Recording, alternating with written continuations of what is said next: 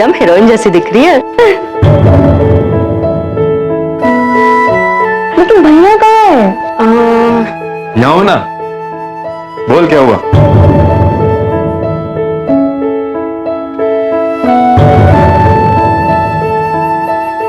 हाँ हाँ, भानु भी तो है ना? वो अपने सगे बड़े भाई की बात कर रही है, धर्म की। इस रस्म के लिए उसकी जरूरत है। लेकिन चाची जी, मैं भी तो चचेरा भाई है तू, और कोई गलत फहमी है तो बता, वो भी दूर कर दूं मैं। अरे यार, तू टेंशन क्यों लेता है? मैं हूं ना। कितना पैसा हुआ आप? 120 रुपया। ये लीजिए, चले अब। अरे यार, शाम को ना बहन को देखने के लिए कुछ लोग आ रहे हैं। हाँ, मुझे आने में थोड़ा देर हो जाएगी, पर आऊंगा जरूर। शाम को बैठ के दारू शारू पियेंगे, ठीक है? चल ठीक है, मिलता हूँ मैं रात को। ओके।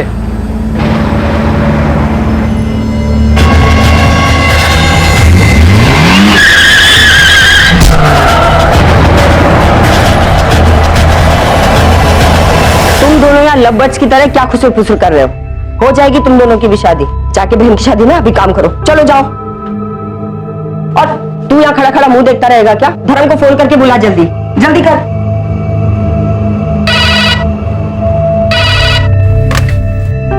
हेलो, क्या?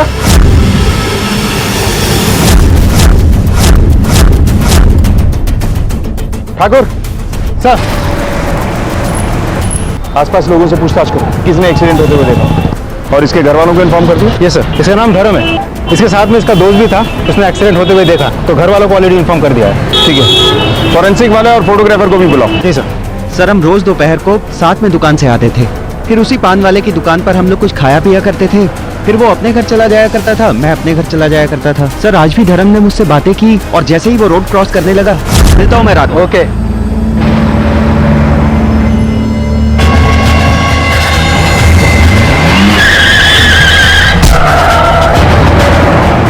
ट्रक ड्राइवर की शक्ल देखी थी आपने?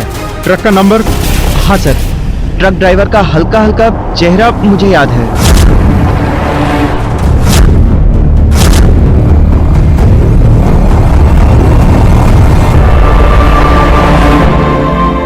कोई टाल सकता नहीं है पुत्र, जो होना है वो तो।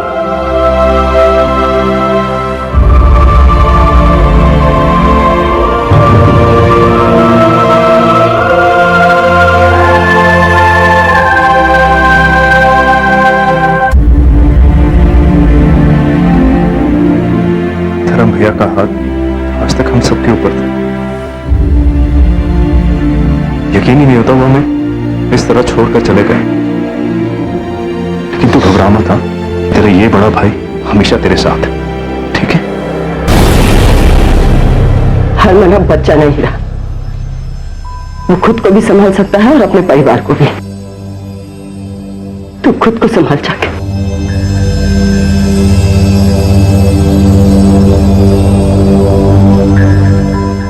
गलती हो गई, सब रात भर गाड़ी चलाई, एक पल के लिए आग झपकी और एक्सीडेंट हो गया। पब्लिक के डर से नहीं रुका था, उन्होंने लोग मुझे वहीं मार डालते। आंखों में इतनी नींद थी तो कहीं किसी धावे पे सुस्ता लेता। तेरी लापरवाही की वजह से एक आदमी की जान चली गई। Sir, return on case. Driver ने खुद कबूल किया है कि एक्सीडेंट उसकी वजह से हुआ है। ठीक है, चार्जशीट बना के मजिस्ट्रेट के सामने पेश कर। हिट एंड रन, एक ड्राइवर की ट्रक चलाते समय आंख लग गई और एक परिवार ने अपना बड़ा बेटा खो दिया। घर का आधार स्तंभ चला गया। क्या गुजर रही होगी उसकी मां पर, उसकी पत्नी पर। ऐसे केसेस पुलिस की फाइल में तो क्लोज हो जाते हैं, लेकिन उन परिवारों पर क्या बीतती है जो इसके शिकार होते हैं। पुलिस को शक करने लायक कुछ मिला ही नहीं, लेकिन क्या वाकई ये सिर्फ एक दुर्घटना थी? हम समझ सकते हैं आप पर क्या गुजर रही है। आपने अपना जवान बेटा खोया है, लेकिन साड़ी कुड़ी भी तो कल्ली रह गई है।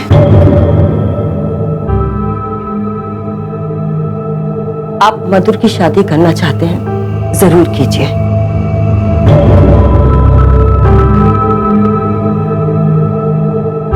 हम नहीं, आप लोग जो भी सोच रहे हैं सही सोच रहे हैं। हमें सच में कोई एतराज नहीं है। मैं शादी करने के लिए तैयार हूं।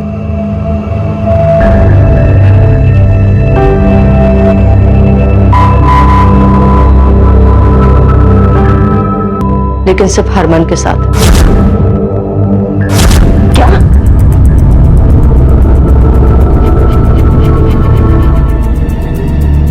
ये तो आप ही के घर की प्रथा है ना, चादर ओढ़ाने की प्रथा, कि अगर बड़ा भाई ना रहे तो छोटे भाई को उसकी पत्नी की जिम्मेदारी उठानी होगी। बकवास बंद कर। क्या नाप शनाप बके जा रही है? लेकिन मम्मी जी, मैं तो सिर्फ अपना हक मांग रही हूँ। पर ये गलत बात है पुत्र। गलत? आज आपको सही और गलत के बीच का फर्क नजर आ रहा है? आप तब कहाँ थी जब हरमन खुद बेझिझक धर्म जी के सामने हमारे कमरे में मेरे साथ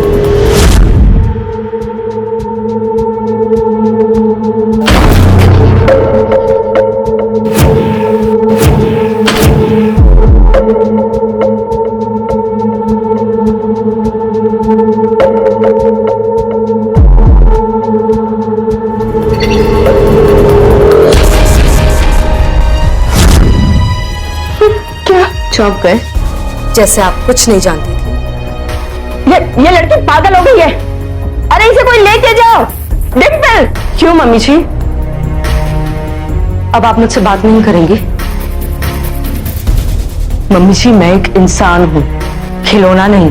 जब चाहे किसी को दे दिया, जब चाहे फेंक दिया। जब से इस घर में बहू बनकर आई हूं, तब से आपकी हर एक बात मानी है, हर एक प्रथाएं निभाई हैं। लेकिन आज मैं अपना हक मांग रही हूं। मैं इस घर से नहीं जाने वाली। और क्यों जाऊं? ताकि मेरी शादी किसी और से हो जाए और उसी तरह मेरा उस घर में भी इस्तेमाल हो? नहीं, मैं कहीं नहीं जाऊंगी। मैं इस घर में बहू बनकर रहूंगी, हरमन की बीवी बनकर। क्या बक रही तू? हमारे देश में आज भी अनेकों कुप्रथाएं हैं जिन्हें बदलने की बजाय हम उन पर पर्दा डाल देते हैं और छाती ठोक कर कहते हैं कि हमारे देश में जो संस्कार बच्चों को मिलते हैं वो कहीं और नहीं मिलते।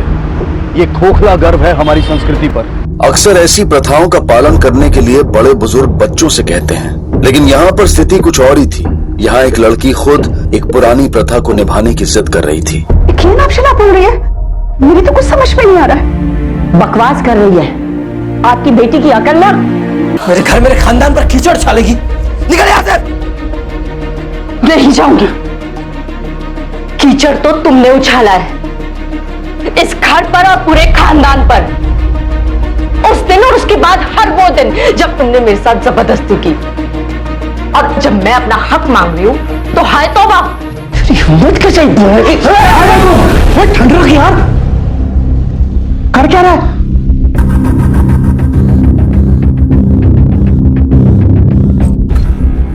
भाभी, ये सब छोड़ो ना। आपको इस घर में शादी करनी है ना? मैं तैयार हूं शादी करने के लिए।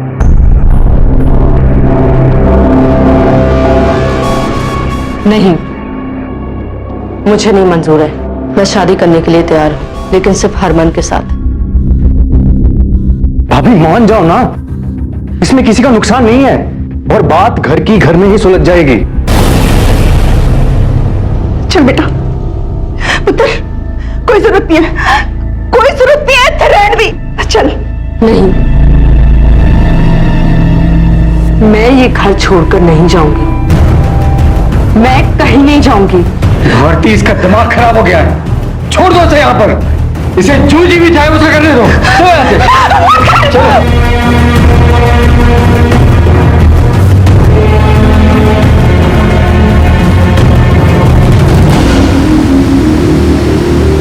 प्रीति, बैठकर बात करते हैं प्लीज। मम्मी पापा मेरी शादी कहीं और करा देंगे हरमन। तुम्हारे घर में जो कुछ भी चल रहा है वो सब लोग कैलेटर में फैल गया। सब लोग जान चुके हैं। हरमन मैं किसी और के साथ शादी नहीं कर सकती। पता नहीं ये मधुर भाभी क्यों, मैं नहीं जानता वो ये सब क्यों कर रही हैं।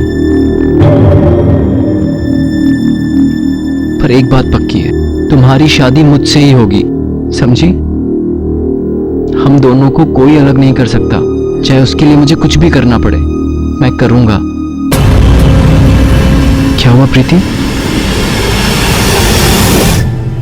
देखा हरमन, वो हम पे छिपकर नजर रखती है, हमारी बातें सुनती है, इस बार नहीं छोड़ूंगा इसे, नहीं छोड़ूंगा। हिम्मत तो देखो इसकी, छिप छिप कर बातें सुन रही थी हमारी, नजर रखे हुए थी मुझ पर और प्रीति पर। मैंने ऐसा कुछ नहीं किया। एक और झूठ। अब ये रोज रोज का ड्रामा करना छोड़ दो, बहुत हुआ। झूठे तो तुम हो हरमन, नाटक तुम कर रहे हो। वहां प्रीति से प्यार का नाटक और यहाँ मेरा इस्तेमाल। झूठे तुम हो। तुम झूठी नहीं, एक घटिया और गिरी हुई औरत हो। सोती हो भानु के साथ और दुनिया के सामने नाम लेती हो मेरा, ताकि मुझे फंसा सको। हरमन! बेटा सुन तो ले। दूर रहना मुझसे। किसी ने भी मुझे हाथ लगाया ना तो मैं छोड़ूंगी नहीं। झूठे हो तुम सब, झूठे हो।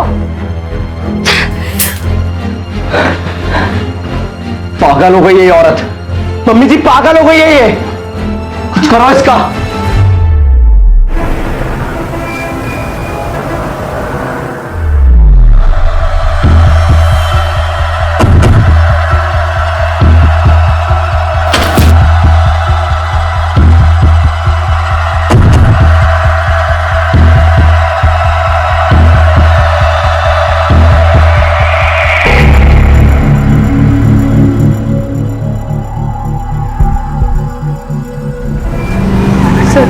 कोई मुझे मारने की कोशिश कर रहा है, मुझ पर हमला किया है। हमला? किसने किया आप पर हमला? सर वो मैं देख नहीं पाई।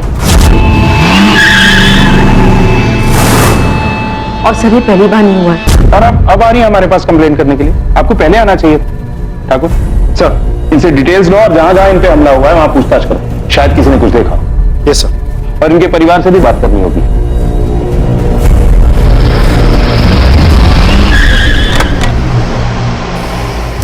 आज हमें भी कुछ समझ में नहीं आ रहा है। हमें भी नहीं पता वाकई में कि क्या हुआ है। देखिए ये पहली बार नहीं, इससे पहले भी इन पर 2 बार जानलेवा हमला हो चुका है। हाँ ये कह रही है ऐसा, लेकिन कितना सच है? अच्छा आप में से कोई भी इनके साथ पुलिस स्टेशन में रिपोर्ट लिखाने क्यों नहीं आया? अरे क्यों है सर, हमारा दिमाग ठिकाने पर है, इसकी तरह नहीं।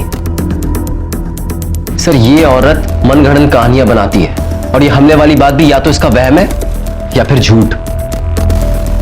और आपको ऐसा क्यों लगता है कि इन पर वाकई में हमला नहीं हुआ है? मतलब आप इतने कॉन्फिडेंस से कैसे कह सकते हैं कि ये झूठ बोल रही हैं? ठीक है, अभी तो मैं यहां आकर सवाल कर रहा हूं। अगर मेरे सवालों का सही जवाब नहीं मिला तो आप में से एक एक को पुलिस स्टेशन में आके जवाब देने होंगे। इंस्पेक्टर साहब ये पहले भी बहुत झूठ बोल चुकी है। दरअसल एक पुरानी घिसी पिटी प्रथा के नाम पर वो हरमन से शादी करने की जिद कर रही थी। मैं शादी करने के लिए तैयार हूँ, लेकिन सिर्फ हरमन के साथ। क्या? ये तो आप ही के घर की प्रथा है ना कि अगर बड़ा भाई ना रहे तो छोटे भाई को उसकी पत्नी की जिम्मेदारी उठानी होगी। आपने कुछ देखा था? सर मैंने ना देखा ना सुना, और यदि इस इलाके में कुछ होता है तो सब तुरंत भीड़ जमा हो जाती है। नहीं सर, हमें कुछ नहीं पता। अच्छे से याद कीजिए। पति की मौत के बाद से वो घर से बाहर निकलती कहाँ है, और सर है भी वो बड़ी अजीब सी। ठीक है, ऐसा कैसे हो सकता है कि किसी ने आप पे अटैक किया और आपने कुछ देखा ही नहीं? सब रास्ता सुनसान था, आसपास कोई नहीं था। चलिए मान लेते हैं, फिर भी मदद के लिए आप चिल्लाई तो होंगी। सर मैंने चिल्लाने की कोशिश की थी, लेकिन मैं इतनी डर गई थी कि गले से आवाज ही नहीं निकली और मैं सीधा घर की तरफ भाग गई। मम्मी जी किसी ने मुझे टेम्पो से मारने की कोशिश की। फिर से नया नाटक क्यों कर रही हो ये सब? वैसे भी तुझे मारकर किसी को क्या मिलेगा मधुर? जब से धर्म गया है ना, तब से रोज नया बखेड़ा इस घर में। थोड़ा मुश्किल है ना यकीन करना। चलिए मान लेते हैं किसी ने आप पे हमला किया और आपने कुछ नहीं देखा, लेकिन किसी ने भी कुछ नहीं देखा, ना आपको देखा ना उस हमलावर को देखा।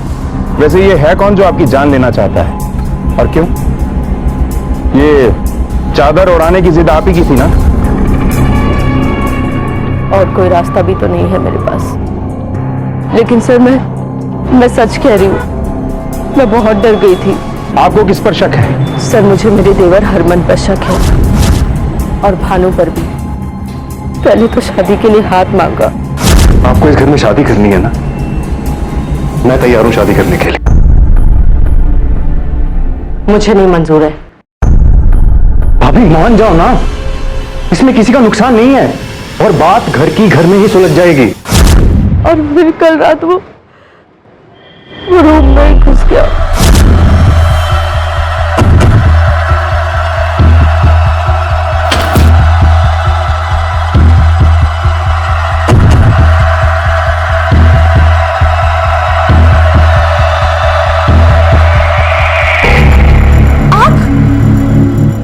क्या करें?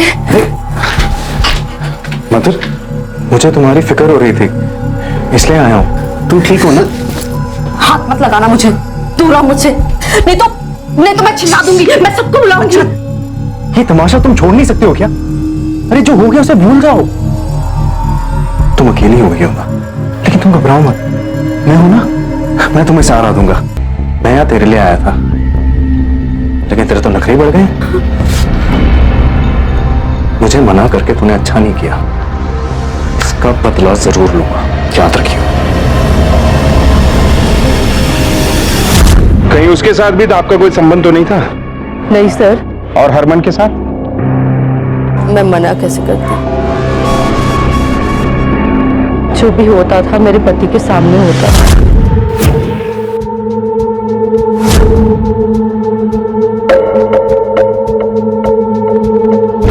फिर भी आपने कभी किसी के खिलाफ रेप की एफआईआर दर्ज नहीं की। आपके मुताबिक हरमन आपकी पति की मर्जी से आपसे संबंध बना रहा था, लेकिन आपने उसके खिलाफ भी शिकायत दर्ज नहीं की। कैसे करती साहब? घर में सब जानते थे। पति के मरने के बाद तो कर सकती थी। चादर उसी से ओढ़नी है, तो शिकायत कैसे करती?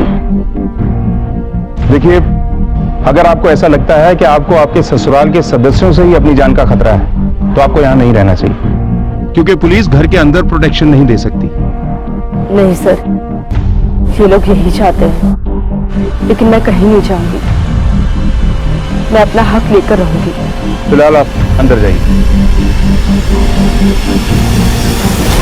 मधुर पर भरोसा करें तो उसे ऐसा लगता है कि उसके ससुराल में कोई ऐसा है जिससे उसे अपनी जान को खतरा है। सब बड़ी अजीब बात है।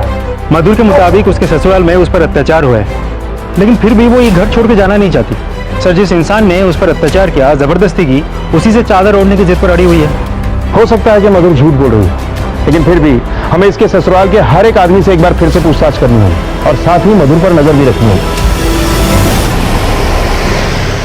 देखिए, घबराने की कोई बात नहीं है। प्रेगनेंसी के 2 महीने हो चुके हैं। मैं कुछ दवाइयां लिख देती हूँ, आप ले लीजिए।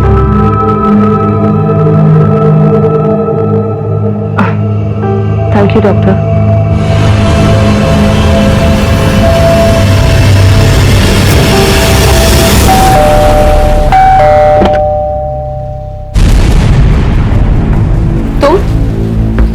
तुम यहाँ क्या कर रही हो? तुम्हारी हिम्मत कैसे हुई यहाँ आने की? प्रीति, मैं तुम्हें बताने आई हूँ कि मैं प्रेग्नेंट हूँ और होने वाला बच्चा हरमन का भी हो सकता है, इसलिए प्लीज हरमन से अपना रिश्ता तोड़ दो। तुम झूठ बोल रही हो और सबसे पहले तुम ये अपना ड्रामा बंद करो, ताकि मैं और हरमन चैन से जी सके। और ये बच्चा हरमन का हो ही नहीं सकता। हरमन ने मुझे सब कुछ बताया कि किस तरह तुम उसके ऊपर नजर रखती थी। अरे कितनी घटिया औरत हो तुम! भाभी और देवर के रिश्ते को इतना नीचे गिरा दिया। अच्छी पट्टी पढ़ाई है उसने तुम्हें, लेकिन मुझे ये समझ नहीं आ रहा कि तुम उस पर यकीन कैसे कर सकती हो? वो तुम्हें बेवकूफ बना रहा है प्रीति। बेवकूफ तुम हो जो ये सोच रही हो कि लोग तुम्हारी झूठी कहानियों पे यकीन कर लेंगे। मैं आखिरी बार बोल रही हूं, हमें अकेला छोड़ दो, वरना तुम्हें हरमन के रास्ते से दूर करने के लिए मैं किस हद तक जा सकती हूँ ये तुम सोच भी नहीं सकते।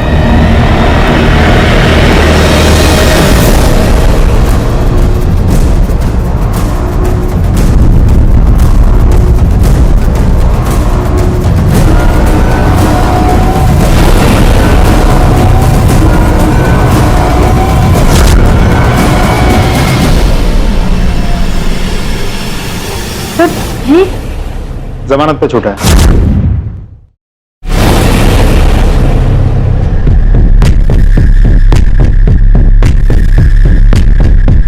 मैंने कहा था ना, कोई नई कहानी लेकर आएगी। देखा?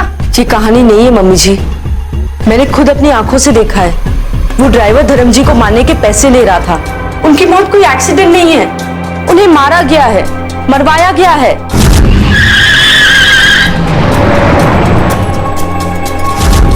क्या रहा है ये सब? क्या हुआ? इस औरत का नया नाटक। कह रही है धर्म भैया का एक्सीडेंट नहीं, मर्डर हुआ था। क्या? फिर तो तुमने पैसे देने वाले को भी देखा होगा ना, कौन था वो? देखो, सीधी तरह मेरे पैसे दे दो। अगर तुमने पैसे नहीं देना, तो मैं पुलिस को जाकर ये बता दूंगा कि तुमने धर्म को मरवाया था।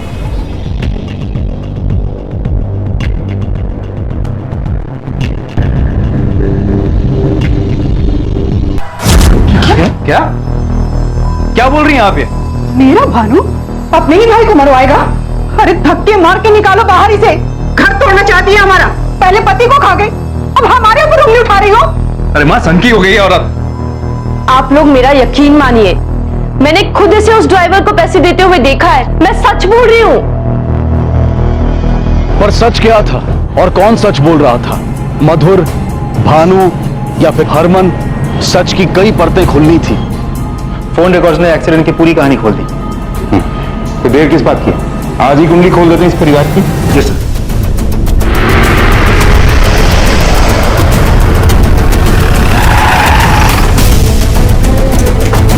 भानु कहाँ है? वो तो घर पे नहीं है सर। जहां भी है उसे बुलाइए। उस पर अपने ही भाई का खून करवाने का इल्जाम है। ये क्या कह रहे हैं? इंस्पेक्टर साहब, आप भी इसकी बातों में आ गए? हम किसी की बातों में नहीं आए। ट्रक ड्राइवर ने खुद बयान दिया है कि भानु ने ही उसे धर्म का खून करने के लिए पैसे दिए थे। झूठ बोलेगा ना तो तेरे कॉल रिकॉर्ड सारी सच्चाई बयान कर देंगे। अब बता, किसने पैसे दिए थे एक्सीडेंट करवाने के लिए? भानु से 5 लाख रुपए तय हुए थे। हमको पता था एक्सीडेंट केस है, जमानत मिल ही जाएगी और फिर पैसे देकर केस को रफा दफा कर देंगे। हमारे पास सबूत भी है। बताइए कहां है भानु? देखिए, आप में से किसी ने भी अगर उसे छुपाने की कोशिश की तो तहकीकात में बाधा डालने के जुर्म में आप सबको अंदर कर देंगे। शायद गोडाउन में होगा, वही रहता है।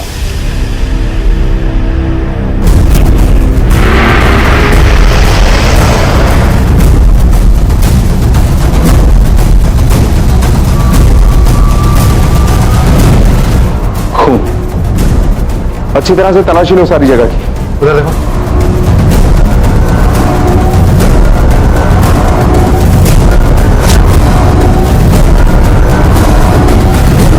यहाँ के हर कोने की तलाशी लो, सारे सबूत इकट्ठा करो। एक एक्सीडेंट से शुरू हुआ केस अब एक मर्डर केस बन चुका था।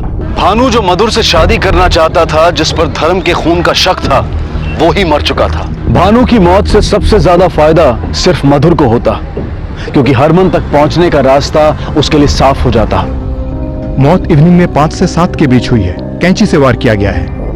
कुर्सी पर ब्लड स्पॉट्स थे, मतलब किसी ने वार तब किया जब वो कुर्सी पर बैठा था, मगर लाश हमें कुर्सी पर नहीं मिली, थोड़ी दूर मिली। मतलब कोई उसे घसीट के वहां तक ले गया, या ये खुद किसी तरह से वहां तक पहुंचा और ढेर हो गया। हत्या कैंची से हुई, जो किसी भी घर में आसानी से मिल जाती है। हो ना हो, ये हत्या इस परिवार से ही जुड़ी हुई है। धर्म को, अपने बड़े भाई को तो पूछता था मेरा बेटा, उसे मारने की तो सोच भी नहीं सकती, फिर भी मधुर ने इल्जाम लगाया। अब तक तो आपको ये पता चल ही गया होगा कि भानु की मौत से सबसे ज्यादा फायदा किसको होने वाला था। हम आपके मुंह से सुनना चाहते हैं। सर, मधुर और कौन हो सकता है, क्योंकि वही थी जो उस वक्त घर से बाहर थी। मेरी तो अपनी जान को खतरा है, मैं क्या किसी और को। और वैसे भी मैंने फैसला कर लिया था कि मैं शादी करूंगी तो हरमन से, फिर भानु जो भी चाहे, वो मेरी मर्जी के बिना मुझसे शादी नहीं कर सकता था। धर्म को भानु नहीं मरवाया था, इसमें कोई शक नहीं है। क्यों?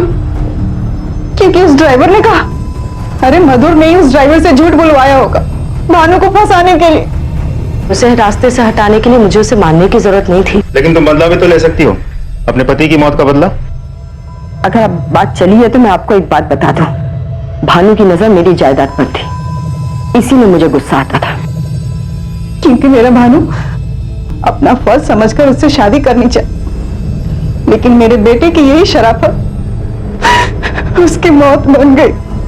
काश भानु मेरे हाथ से ही मरता। उस दिन कहां थी आप? 5 से 7 के बीच? सर, मैं अपनी मंगेतर प्रीति के साथ था, आप चाहे तो उसे पूछ सकते हैं। मेरी तबीयत खराब थी, मुझे चक्कर आते थे, इसीलिए अपने कमरे में ही रहती थी। सबने मेरा बहुत ख्याल रखा, सिवाय एक की। कौन? मधुर, वही नहीं थी घर पर। मेरी तबीयत खराब थी, इसलिए मैं डॉक्टर के पास गई थी। समझ में नहीं आ रहा, झूठ कौन बोल रहा है? मधुर या उसके ससुराल वाले? मधुर के पास मोटिव तो है, लेकिन वो उस टाइम घर पर नहीं थी। उस दौरान हमारे कांस्टेबल ने उसे डॉक्टर की क्लिनिक से निकलते हुए देखा था। उसने किसी से मदद ली होगी, लगता नहीं। सर ये मधुर कहीं एक्टिंग तो नहीं कर रही है? बेचारिएगा, एक बेचारी औरत इतनी जिद्दी हो सकती है? हो भी सकता। उस प्रीति से बात हुई? जी सर, प्रीति ने कहा कि हरमन उसके साथ ही था। शायद दोनों मिले हुए हैं, दोनों ही झूठ बोल रहे होंगे। शक तो सिमर और डिंपल पर भी जाता है। दोनों के पास वजह थी, मां को बेटे से बहुत प्यार था, हो सकता है वो उसकी मौत का बदला लेना चाहती हो। और दूसरी तरफ डिंपल को भी अपने भाई से बेहद लगाव था। आखिर पुलिस को मधुर पर विश्वास होने लगा, लेकिन अब भी इस बात का कोई ठोस सबूत नहीं था कि भानु की मौत में उसका हाथ ही ना हो। प्रीतो रिलैक्स, प्रीतो मेरी बात तो सुन। देखो हरमन, जब तक ये मधुर हमारे रास्ते से हट नहीं जाती ना, तब तक कुछ सही नहीं होगा। तो ठीक है ना, उसे रास्ते से ही हटा दूंगा वंस एंड फॉर ऑल, तब तो सब ठीक हो जाएगा ना। प्रीतो मैं तुझे बाद में फोन करता हूँ। क्या करेगा तू? कैसे रास्ते से हटाएगा मधुर को? मार देगा, खून करेगा तू? हाँ करूंगा, जरूरत पड़ी तो करूंगा। जीना हराम कर दिया उसने मेरा। अरे उसे मार कर तुझे क्या मिलेगा? जेल चला जाएगा, सारी की सारी जिंदगी सामने पड़ी है, पूरी बर्बाद हो जाएगी। देख पुत्र, बड़े बेटे को मैं खो चुकी हूँ, दूसरे को खोना नहीं चाहती। और मैं प्रीतो को नहीं खोना चाहता। आप समझ क्यों नहीं रही हो मां? 2 टके की मधुर को मारूंगा तो कम से कम प्रीतो के साथ जी तो पाऊंगा। अब मैं नहीं रुकने वाला। अरे पुत्र, पुत्र, पुत्र, पुत्र, मेरी बात तो सुन पुत्र।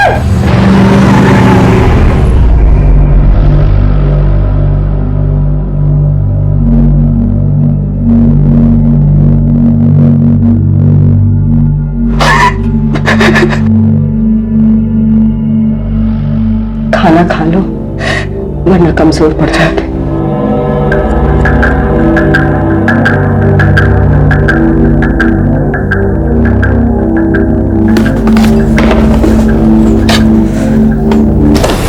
पास भी मत आना।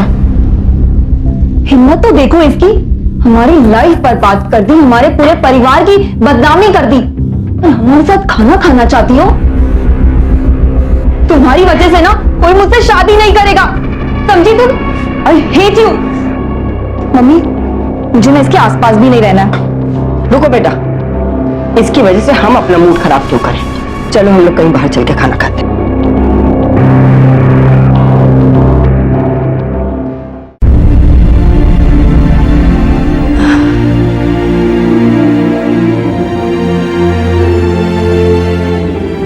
कितनी बुरी हूं ना मैं,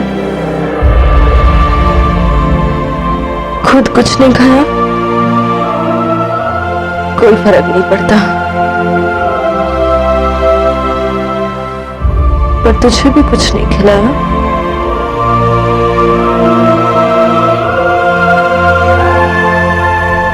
तुझे तो खाना ही होगा।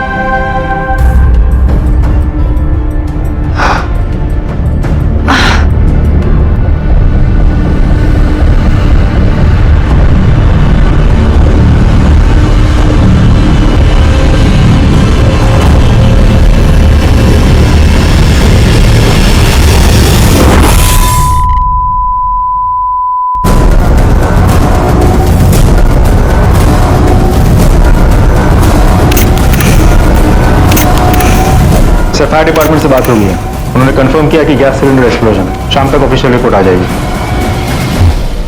मधुर सच बोल रही थी, उसके परिवार में ही कोई था जो उसकी जान लेना चाहता था। पोस्टमार्टम रिपोर्ट के मुताबिक वो प्रेग्नेंट थी और उसने 4-5 नींद की गोलियां खाई। अगर वो नींद की गोलियां खाकर ही जान देना चाहती थी तो ज्यादा गोलियां लेती, गैस क्यों ऑन रखती? कोई नींद की गोलियां खाकर ब्लास्ट का इंतजाम क्यों करेगा? यह मौत भी कोई एक्सीडेंट नहीं है। मधुर घर छोड़ना नहीं चाहती थी और हम उसे घर में पुलिस प्रोटेक्शन नहीं दे सकते। ये बात हमने उसे समझाई भी थी, लेकिन उसने नहीं सुनी। घर के ही किसी ने उसकी मौत का इंतजाम किया। मधुर प्रेग्नेंट थी। ठाकुर, इसके बच्चे का डीएनए टेस्ट करवाओ, आखिर पता तो चले कि ये बच्चा किसका था, उसके पति का, उसके देवर का, या उसके पति के चचेरे भाई भानु का। डीएनए टेस्ट से अब मधुर की सच्चाई पता चलेगी। मैंने तुमसे कहा था ना, मधुर को यहाँ से लेकर चलते हैं। ले जाते तो अच्छा था। आपकी बेटी ना कोई दूध की धुली हुई नहीं थी, बाजारू ऑटो से भी ज्यादा गिरी हुई थी। पहले उसने भानु को अपने जाल में फंसाया, उससे संबंध बनाए और उसके बाद उसका खून कर। उसके बाद हरमन को फंसाने की कोशिश की और जब ऐसा नहीं हुआ तो अपनी जान ले ली उसने। कम से कम जीते जी नहीं तो मर के खानदान का सत्यानाश कर। अपनी बकवास बंद कर, छोड़ नहीं तुझे। खबरदार जो हाथ लगा है तो देखा माँ बाप को सच्चाई कितनी कड़वी लगी। एक मिनट, क्या हो रहा है ये सब? बंद कीजिए और चलिए हमारे साथ थाने। ले चलो इसे। अरे ये क्या जबरदस्ती है? जबरदस्ती अभी तक शुरू नहीं हुई है, अगर जरूरत पड़ी तो वो भी करेंगे। चलो आप भी चलिए। अरे लेकिन मैंने क्या किया? मैं तो इस फैमिली का हिस्सा भी नहीं हूँ। हमें सब पता है, आपको भी चलना होगा। चलिए आप लोग, लेकर आओ। तो ना तुम अपने भाभी के साथ सोते थे, ना तुम्हारा कोई गलत रिश्ता था। सर वो औरत झूठ बोल रही थी। उसकी कोख में जो बच्चा था उसका डीएनए तेरे डीएनए से मैच करता है।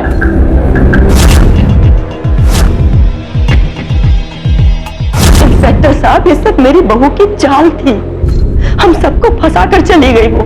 हम सब ने उसकी जिद के सामने झुकने से इनकार कर दिया। मैंने चादर उड़ाने से मना कर दिया तो उसने मुझसे बदला लिया है। और आपके छोटे बेटे ने जो उसके साथ किया वो सही था। इस घिनौने जुर्म की तरफदारी करती हैं आप। तुम सब जानती थी फिर भी हरमन के साथ शादी करना चाहती थी। कैसी लड़की हो तुम? नहीं, तुमने और हरमन ने मिलकर तो नहीं उसे अपने रास्ते से हटा दिया? नहीं, तुम्हें हरमन के रास्ते से दूर करने के लिए मैं किस हद तक जा सकती हूँ ये तुम सोच भी नहीं सकती। उसे हमारे रास्ते से हटाने के लिए मैं कुछ भी कर सकती थी, लेकिन मैं मर्डर नहीं कर सकती सर। वैसे मार तो आप भी सकते हैं। मधुर ने जो आपके बेटे के साथ किया उसके बाद बदला लेने की इच्छा तो आपके मन में भी होगी। अरे धक्के मार के निकालो बाहर इसे। घर तोड़ना चाहती है हमारा। पहले पति को खा गई, अब हमारे ऊपर उंगली उठा रही हो। नहीं सर, मैं किसी की जान नहीं ले सकती, लेकिन हाँ मेरी जेठानी ले सकती, उनका बेटा भी, यहाँ तक कि उनकी बेटी डिंपल भी। हाँ, मैं नाराज थी भाभी से क्योंकि उन्होंने चादर प्रथा की मांग की थी, इसलिए मेरा रिश्ता भी टूट गया था और कोई रिश्ता भी नहीं आ रहा था मेरे लिए। तुम्हारी वजह से ना कोई मुझसे शादी नहीं करेगा, समझी तुम? I hate you. मैं बहुत गुस्सा थी भाभी से, लेकिन मैंने उन्हें नहीं मारा है। मैं सच कह रही हूँ, मेरा यकीन कीजिए। पहला मर्डर रोड एक्सीडेंट से, दूसरा कैंची से और तीसरा गैस ऑन रखकर। हरमन और प्रीति के पास सबसे बड़ा मोटिव था, सिमर, डिंपल या रत्ना। सबके बारे में जानकारी इकट्ठा करो। मधुर ने हमसे उस पर हुए हमले का जिक्र किया था। हर इंसिडेंट्स की डिटेल्स फिर से चेक करो। किसी ने गाड़ी चढ़ाने की कोशिश की थी उस पर।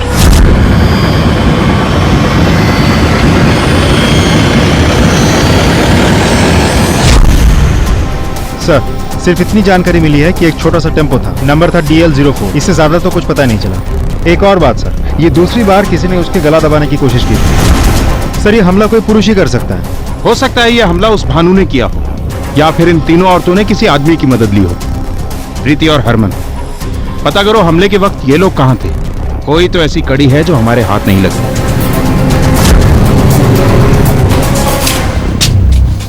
अब तो इंस्पेक्टर साहब आपको यकीन हो गया ना कि हम में से कोई भी खूनी नहीं है।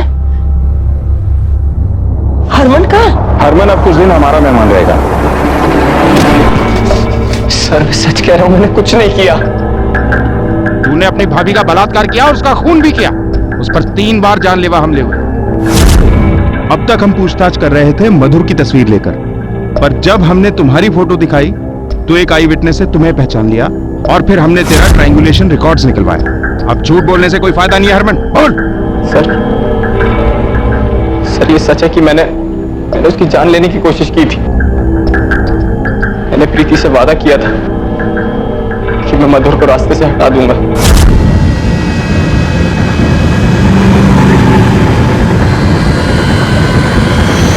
पर वो हर बार बच गई। एक रात पहले भी मैंने उसको मारने की प्लानिंग की थी। कैसे रास्ते से हटाएगा मधुर को? मार देगा, खून करेगा तो? हाँ करूंगा, जरूरत पड़ी तो करूंगा। देख पुत्र, बड़े बेटे को मैं खो चुकी हूँ, दूसरे को खोना नहीं चाहती। और मैं प्रीतों को नहीं खोना चाहता। आप समझ क्यों नहीं रही हो माँ? 2 टके की मधुर को मारूंगा तो कम से कम प्रीतों के साथ जी तो पाऊंगा। पर मैं सच कह रहा हूं सर, मैंने उसको नहीं मारा। मेरी बात पे यकीन कीजिए सर। सर मुझे लगता है हरमन झूठ बोल रहा होगा। उसी ने गैस ऑन करके छोड़ दिया होगा। नहीं ठाकुर, जिस तरह के हमलों का जिक्र हरमन ने किया है, इस तरह के हमले एक आदमी ही कर सकता है। कैंची से किसी का खून कर देना या फिर गैस ऑन करके किसी की हत्या करना, ये तरीके उसके नहीं लगते। एक बार को मैं ये मान सकता हूं कि वो मधुर की हत्या कर दे, लेकिन भानु को मार के उसको क्या मिलता? भानु से तो उसको फायदा ही था। भानु मधुर से शादी करके उसका रास्ता क्लियर कर देता। ठाकुर, मुझे लगता है कि किसी एक ने ही भानु और मधुर दोनों की हत्या की। सर, कोई ऐसा जो दोनों से नफरत करता था? नहीं, हत्या की वजह हमेशा बेइंतहा नफरत नहीं होती, बेइंतहा प्यार भी हो सकता है।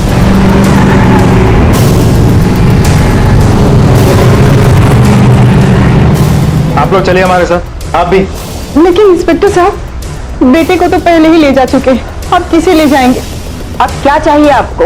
ये तो आप हमें बताएंगे। अपने बेटे के लिए इतना तो कर ही सकते हैं आप, और आप जानते हैं हम यहां क्यों आए।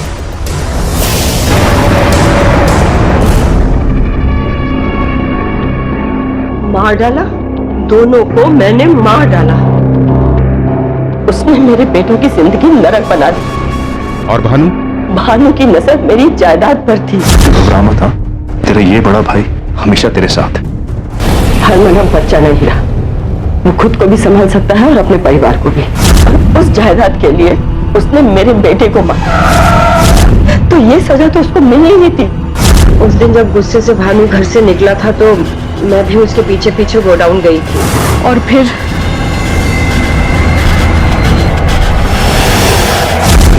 मैंने मधुर को भी मार डाला। क्या करती, मैं उसे मारना नहीं चाहती थी, वो मेरा बिगाड़ भी क्या सकती थी। लेकिन इंस्पेक्टर साहब, जब मुझे ये पता चला कि मेरा बेटा हरमन उसका खून कर देगा तो ठीक है ना, उसे रास्ते से ही हटा दूंगा, वंस एंड फॉर ऑल। तब तो सब ठीक हो जाएगा ना। प्रीतु, मैं तुम्हें बाद में फोन करता हूं। क्या करेगा तू? 2% की मधुर को मारूंगा तो कम से कम प्रीतु के साथ जी तो पाऊंगा।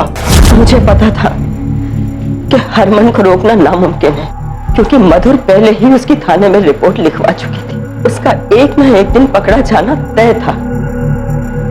मैं अपने दोनों बेटों को खोना नहीं चाहती थी, इसलिए मैंने मधुर के पानी के जग में नींद की गोलियां मिला दी, और फिर मैंने किचन में जाकर गैस को खुला रख दिया, क्योंकि मुझे पता था कि वो किचन में खाना खाने जरूर आएगी। उसके पेट में बच्चा था, मुझे पता था कि वो भूखी नहीं रह पाएगी।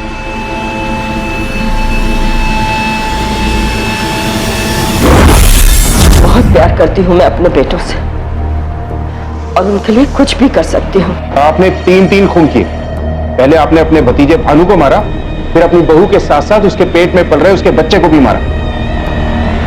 ये कैसी ममता थी मां की। हर मां अपने बच्चों के लिए जान दे सकती है, उनकी बुराइयों पर, उनकी कमियों पर पर्दा डालती है। ये ममता नहीं, अंधा प्यार है। और ऐसे प्यार से ना तो बच्चों का भला होता है और ना ही परिवार का। ये उसकी अंधी ममता ही थी कि हरमन ने गलत राह पर कदम रखे। लेकिन क्या हासिल हुआ ऐसी ममता से, ऐसे प्यार से? आज दोनों माँ और बेटे पुलिस की हिरासत में हैं। हर मसला कानून बनाने से हल नहीं होता है। जरूरत है कि हम आईने के सामने खड़े होकर अपने प्रतिबिंब को देखें, उसकी आलोचना करें, बदलें अपने आप को। शुरुआत हमेशा व्यक्ति से होती है। मैं बदलूंगा तो दुनिया बदलेगी। अब मैं अनूप सोनी आपसे विदा लेता हूं। फिर मुलाकात होगी अगले एपिसोड में जुर्म की एक और कहानी के साथ। तब तक अपना और अपने परिवार का ख्याल रखें और देखते रहें क्राइम पेट्रोल डायल 100। सबक एक को सीख हम सबको। जय हिंद।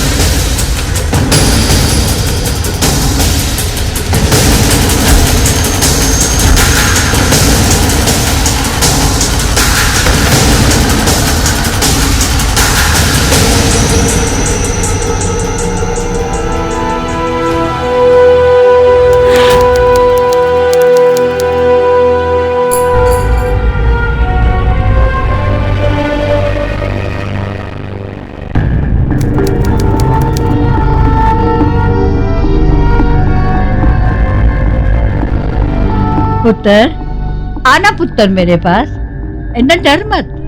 अरे मैं तेरी दादी हूँ। मैं नहीं बोलूंगी, तुम बोलो। अच्छा ठीक है ठीक है, बोलती हूँ। I love you. हाँ मेरे बचाओ, पाकिस्तान ने मेरे को पकड़ लिया। बचाओ बचाओ बचाओ, संभाल। अरे पुत्र डर मत। छोड़, डराओगी बच्चे को? मैं इसकी दादी हूँ, मैं इसे क्यों डराऊंगी भला? रहने दीजिए मम्मी जी, मुझे पता है इनकी प्रॉब्लम क्या है।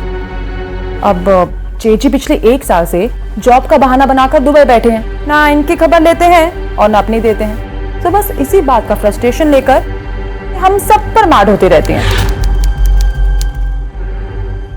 अच्छा, तेरा पति कुत्तों से कौन सा चिपके बैठा रहता है? वो भी तो जाता है 1 महीने के लिए बाहर टूर पर। देखो, तुझसे मेरी बात तो ना ही करो। मेरे हस्बैंड मेरी नीड्स का ख्याल रखते हैं और मैं उनकी। बस यही तो चाहिए होता है ना एक हैप्पी मैरिज के लिए। चलो संभव।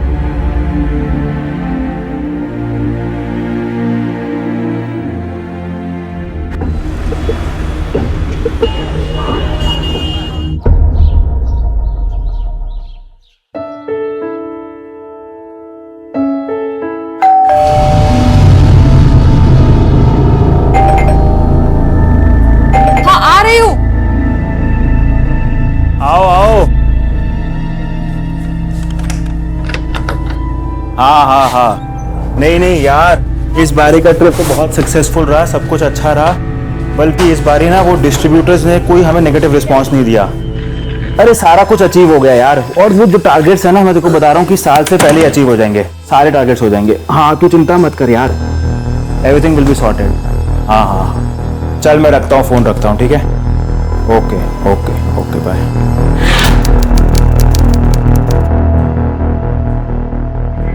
कार्तिक यार कमाल है, ऐसा कोई करता है अपनी वाइफ के साथ? पूरे 20 दिन बाद वापस घर आए हो और घर में घुसे भी तो फोन पे बात करते हैं। यार तुम कितनी फिल्मी हो यार, मैं कोई बॉलीवुड एक्टर नहीं हूँ जो अपनी हीरोइन के साथ रोमांस करता फिरे। बहुत काम करने पड़ते हैं मुझे, जिंदगी में बड़ी मेहनत करनी पड़ती है कुछ करने के लिए। पर सब लोग मैनेज तो करते हैं ना कार्तिक। यार मुझे बहुत भूख लगी है कोमल, प्लीज कुछ खाने के लगाना, मैं अभी आ रहा हूँ फ्रेश होके। ओके।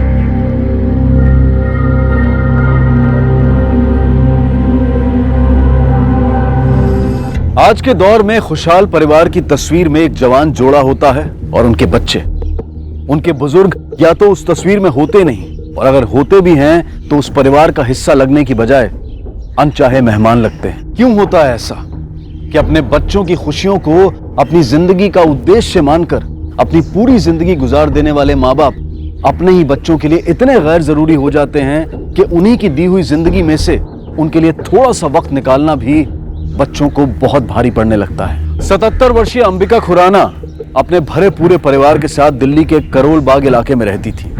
अपने 2 बेटों, 2 बहुओं और एक पोते के साथ उनकी जिंदगी खुशहाल होनी चाहिए थी, लेकिन ऐसा नहीं था। उनके अपनों ने उन्हें उनके अपने ही घर में एक लावारिस की तरह छोड़ रखा था।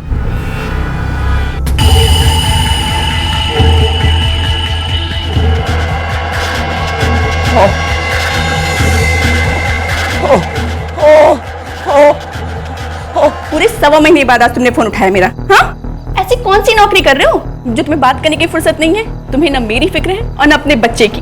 अरे मेरा तो नसीब ही फूट गया तुमसे शादी करके। यहाँ तुम्हारी माँ ने मेरा जीना हराम कर रखा है, और ऊपर से वो कोमल।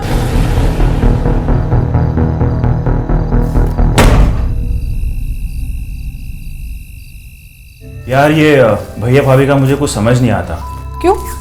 अरे और नहीं तो क्या, जब भैया यहाँ पे थे तब उनकी बनती नहीं थी उनसे। अब जब भैया दुबई में है तब भी बार बार उन्हें फोन करते रहती है, परेशान करती है। कोई चैन नहीं है उनकी जिंदगी में यार, पूरी की पूरी उनकी जिंदगी नर्क बना दी यार। मैं बहुत परेशान हूँ उनके लिए। कार्तिक छोड़ो ना, हमें क्या। और वैसे भी इतने दिनों बाद घर वापस आए हो, मैं तुम्हारी वाइफ हूँ, ब्यूटीफुल हूँ और तुम्हारे सामने हूँ, पर नहीं, तुम्हें तो अपने भैया भाभी की पड़ी है। ऐसा क्यों? आई एम सो सॉरी, तुम आज सच में बहुत ब्यूटीफुल लग रही हो।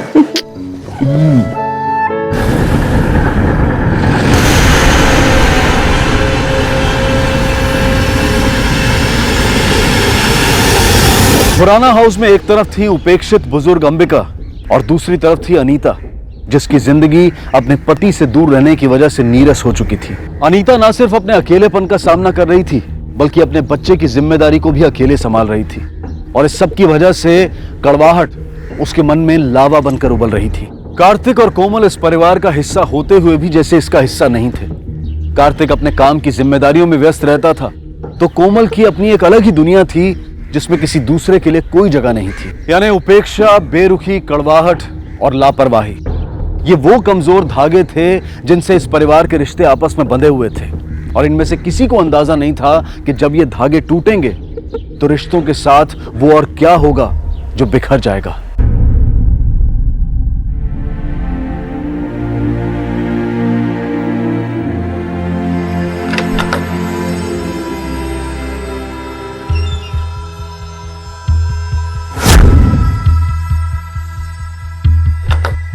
कोमल, कोमल,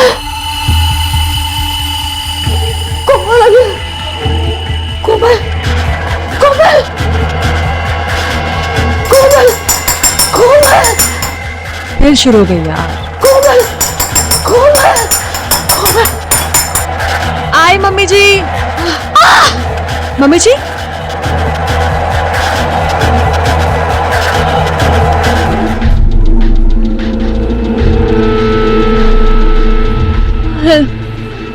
मैडम जी, मैडम जी बचाओ, कोई हेल्प करो, कोई, मैडम जी उठिए, मैडम जी कोई मदद करो। एक्सक्यूज मी मैम, मेरी वाइफ आई होंगी कोमल, वो कौन से रूम में? साहब, रानी, कैसे हुआ ये सब कुछ? साहब मैं सामान लेके घर आ रही थी साहब, तो कोमल में मिसाल में थी। माँ कहाँ है, भाभी कहाँ है? ठीक तो है ना वो दोनों? कुछ हुआ तो नहीं उन्हें? साहब मारी हुई, इतने मार दिया साहब।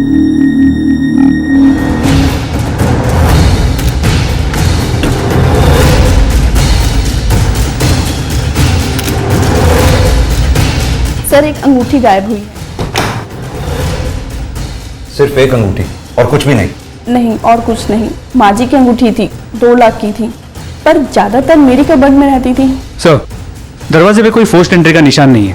फोर्स्ड एंट्री के निशान नहीं है, लेकिन हॉल का सामान जिस तरह से बिखरा हुआ है, इरादा रॉबरी का ही लगता है। ताज्जुब की बात यह है कि सिर्फ एक अंगूठी चोरी हुई है और अनीता का कमरा भी बिल्कुल सही सलामत है। तो सर, जिस तरह दिन दहाड़े ये सब कुछ हुआ है, लगता है कि जिसने भी ये किया है उसे पहले से पता था घर में सिर्फ 2 औरतें हैं। इनकी मेड ने कुछ बताया? सर, वो आधे दिन की छुट्टी पे, जब वो लौटी तो उसने कोमल को जख्मी हालत में पाया। आने वाले ने भी कोई जोर जबरदस्ती नहीं की है, लगता है किसी ने मदद की है उसकी, या फिर उसने डुप्लीकेट चाबी की मदद ली है। और जिस तरह से सिर्फ हॉल का ही सामान बिखरा हुआ है, लगता है उसने हमें गुमराह करने की कोशिश की है। ऐसा करो, घर वालों से पूछताछ करो, ड्राइवर से, मेड से, आसपास के दुकान वालों से भी। सर,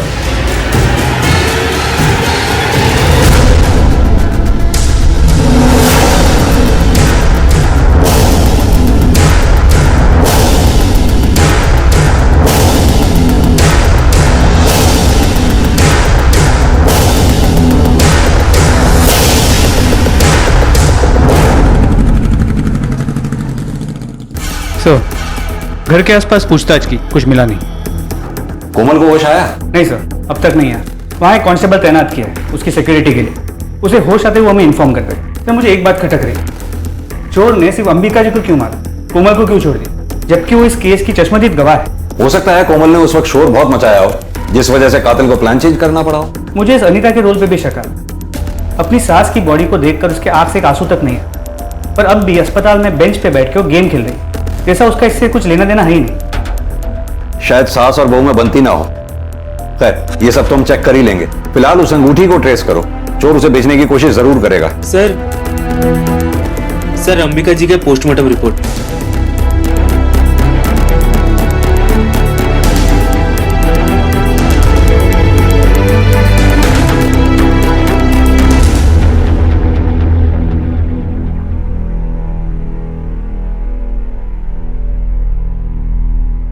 कार्तिक, कोमल, कैसा फील कर रही हो आप? मम्मी जी,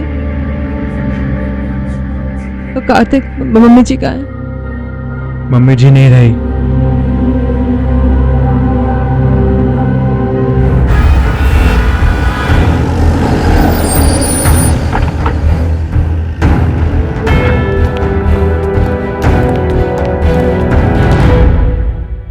कोमल जी, क्या हुआ था उस दिन?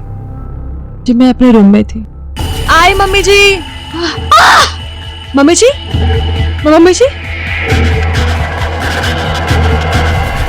इसके बाद क्या हुआ मुझे कुछ याद नहीं। कोमल जी, कुछ भी ऐसी बात जो आपने उस हत्यारे के बारे में नोटिस की हो?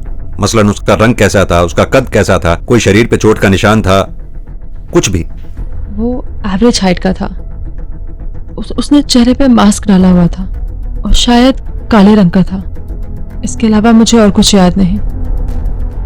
एक बात बता दूं आप लोगों को, पोस्टमार्टम की रिपोर्ट में अंबिका जी के शरीर पर चोट के निशान थे, यानी मारपीट के, फिजिकल अब्यूज, और डॉक्टर्स के मुताबिक ये निशान घटना से पहले के हैं। आप लोगों में से किसने मारा था उन्हें?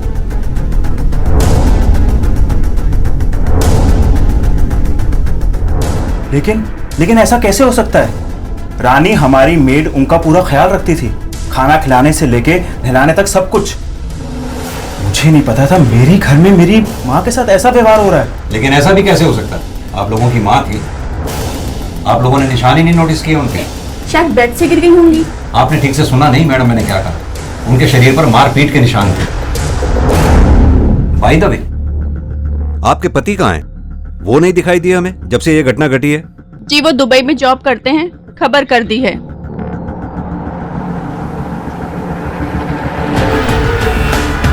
त्यागी, ये जो मेड है रानी, अगर ये अंबिका जी की केयर टेकर थी तो इसे तो निशानों के बारे में पता होना चाहिए था। पर हादसे के बाद सबसे पहले घर में वही आई थी। एक काम करो, इस रानी को बुलवाओ और इस ड्राइवर से भी जरा पूछताछ करो, क्योंकि उसका इनके घर में बहुत आना जाना था। हो सकता है शायद उससे कुछ पता चले। तुझे तो अंबिका जी की देखभाल के लिए रखा गया था, फिर क्यों मारा करती थी उन्हें? मैंने नहीं मारा साहब उनको।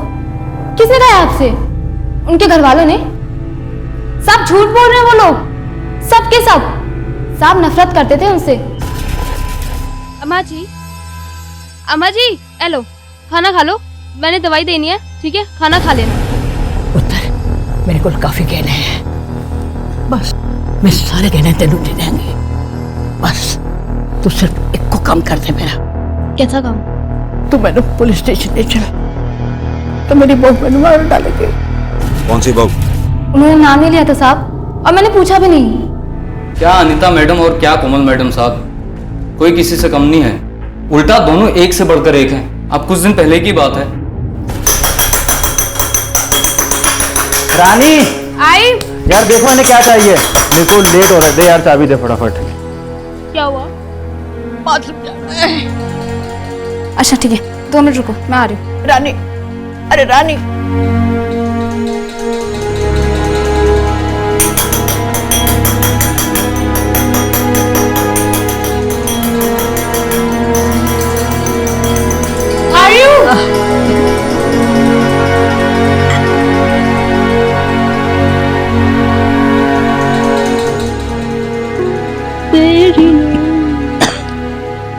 चलिए अम्मा जी। ये क्या किया? आ रही थी ना मैं। रानी, वो मेम साहब मैं आ रही थी, पर मेरे आने से पहले ही इन्होंने कर दिया। तुम क्या कर रही थी? सच में मैंने कुछ नहीं किया। आपको तो पता है ना, इनको हर आधे घंटे बाद जाना होता है। मेरी गलती नहीं है मेम साहब। और कुछ काम आता है आपको गल फैलाने के अलावा? रानी, इनका पीने का पानी कम कर दो। 1 गिलास सुबह, 1 गिलास शाम। अच्छा अभी जल्दी से साफ करो, बदबू के मारे सांस भी नहीं लिया जा रहा है। मम्मी जी, आप जेठानी जी की बात का बुरा मत मानना। वो क्या है ना, कल फिर से जेठ जी ने इनका फोन नहीं उठाया, इसलिए बहुत परेशान है। और मैं शॉपिंग पे जा रही हूँ, अगर आपको नई बेडशीट चाहिए तो मैं ले आती हूँ। और तुम क्या देख रहे हो? मेरा बैग पिक करो और चलो। सर उस घर में आए दिन झगड़े होते रहते थे और उस बेचारी बुढ़िया को अपनी दोनों बहुओं का अत्याचार सहना पड़ता था। अम्मा जी का कितना मन करता था साहब संभव बाबा के साथ खेलने का, लेकिन अनीता मैडम ने समझा रखा था संभव बाबा को कि उनकी दादी पागल है। डराओगे बच्चे को? मैं इसकी दादी हूँ, मैं इसे क्यों डराऊंगी भला? जब घर पर कोई नहीं होता था तो दादी को मारकर खींच निकालती थी अपनी। किसी का मल साफ करने में खींच तो होती होगी। झूठ नहीं बोलूंगी साहब, गुस्सा आता था, कभी कभी अम्मा जी पे चिल्ला भी जाती थी, लेकिन साहब उनसे कोई शिकायत नहीं थी मुझे। मेरे पास सबूत है। एक मिनट साहब।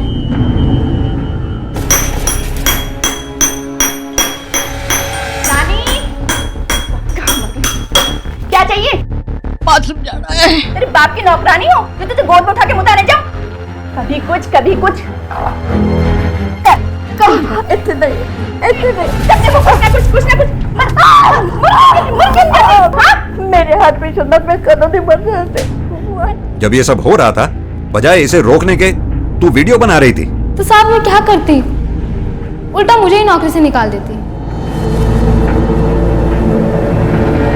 आज इंटरनेट पर दुर्घटना और हादसों से जुड़े रियल टाइम वीडियोस की बाढ़ आई हुई है। एक व्यक्ति आती हुई ट्रेन से बेखबर रेलवे ट्रैक पर खड़ा होता है और दूसरा व्यक्ति उसे होशियार करने की बजाय, उसकी जान बचाने की कोशिश करने की बजाय अपने मोबाइल कैमरा में उस दुर्घटना को रिकॉर्ड कर रहा होता है। वो व्यक्ति उस हादसे का शिकार हो जाता है और उस वीडियो को इंटरनेट पर अपलोड कर दिया जाता है और इस तरह एक ऐसे व्यक्ति की मौत करोड़ों लोगों के मनोरंजन का साधन बन जाती है जिसे शायद बचाया जा सकता था। ये चलन दर्शाता है कि हम इतने असंवेदनशील हो गए हैं कि किसी दूसरे व्यक्ति का दर्द, यहाँ तक कि उसकी मौत भी हमारे लिए कोई मायने नहीं रखती। रानी ने अगर कुछ मिनटों की मशहूरी की बजाय अंबिका जी के बारे में सोचा होता, उनके दर्द को महसूस किया होता और उस वीडियो को पुलिस को या किसी अन्य व्यक्ति को दिखाकर मदद मांगी होती, तो शायद उस बुजुर्ग महिला को अपने अंतिम समय में इतनी ज्यादती का शिकार ना होना पड़ता। हद होती है लापरवाही की। मेरी माँ को हर रोज कोई मारता था, उन्हें पीटता था, और तुम घर में होने के बावजूद तुमने कभी ध्यान नहीं दिया। अगर इतना ही ख्याल था उनका तो खुद क्यों नहीं बात करते थे उनसे? उनका हालचाल तक तो पूछने का टाइम था नहीं तुम्हारे पास, और सारा इल्जाम मुझ पे लगा रहे हो। कार्तिक देखो, जो हुआ अच्छा नहीं हुआ, पर हम उसे चेंज तो नहीं कर सकते ना। And I love you, and please ये गुस्सा थूक दो प्लीज। चलो तुम रेस्ट करो, थोड़ा सा पानी पियो, और मैं डॉक्टर से पूछता हूँ, तुम्हारे डिस्चार्ज की बात करता हूँ।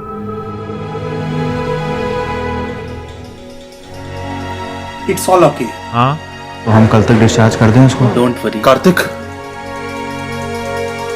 भैया एक्सक्यूज मी, ये सब क्या हो गया? कुछ पता चला किसने किया ये? नहीं भैया, कोई इन्फॉर्मेशन नहीं है, अभी तो इन्वेस्टिगेशन जारी है, अभी कुछ पता नहीं चला। फ्लाइट नहीं मिली इसलिए देर हो गई आने में मुझको। लाइट नहीं मिली? कोमल कैसी है? ठीक तो है वो अब? उसको ठीक होने में टाइम लगेगा, लेकिन डॉक्टर्स कह रहे हैं कि कल तक डिस्चार्ज मिल जाएगा। चलो भगवान का शुक्र है, तू चिंता मत कर, सब कुछ ठीक हो जाएगा। भैया मुझे कुछ पेपर साइन करने हैं, मैं अभी आता हूँ, आप यहीं रहना। ठीक, चिंता मत कर, मैं हूँ कोमल के पास। अच्छा, कोमल की बहुत फिक्र है तुम्हें?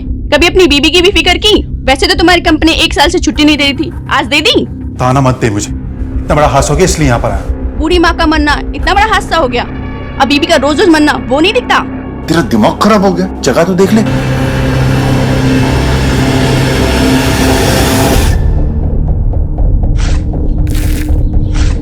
अरे जल्दी जल्दी गड्ढा भरो।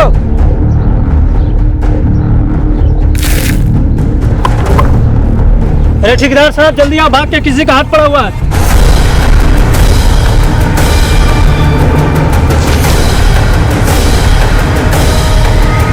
Hello police.